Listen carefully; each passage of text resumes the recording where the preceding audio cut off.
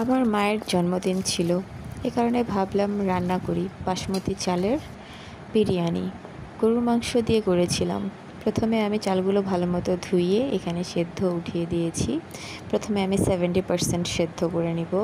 এজন্য এর মধ্যে কিছু জিরা এবং দারুচিনি, লবঙ্গ এগুলো দিয়ে আমি একটু ওদিকে সেদ্ধ হতে দিয়েছি। আর এদিকে আমি গরু মাংসের মশলা রেডি করছি। এখানে জিরা, গোলমরিচ, জয়ফল, জয়ত্রী, দারচিনি, এলাচ সব কিছু আমি এখানে বেটে নেওয়ার জন্য রেডি করেছি।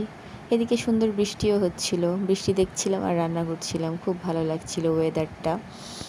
তারপরে আমি ভাবলাম যে এদিকে সুন্দর করে আমি বেটে রেখে দিয়েছি শিলপাটাতে। সেগুলোর মধ্যে আমি লবণ, হলুদ, ঝালের গুঁড়ো এগুলো দিয়ে আমি সুন্দর করে পেস্টটা রেডি করে রেখে দিচ্ছি এক সাইডে।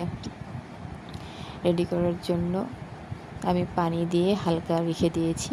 এদিকে আমার বাসমতি রাইস হয়ে গিয়েছে।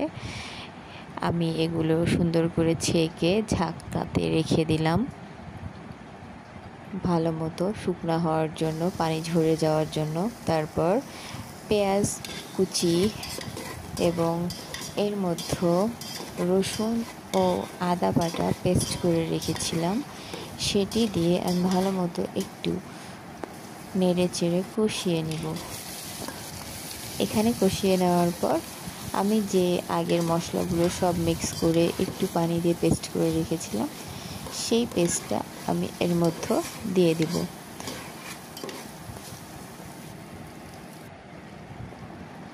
পেস্টগুলি ভালো মতো এখানে কষানোর পর এর মধ্যে আমি গরুর মাংস এবং কিছু আলু দিয়ে দিয়েছি।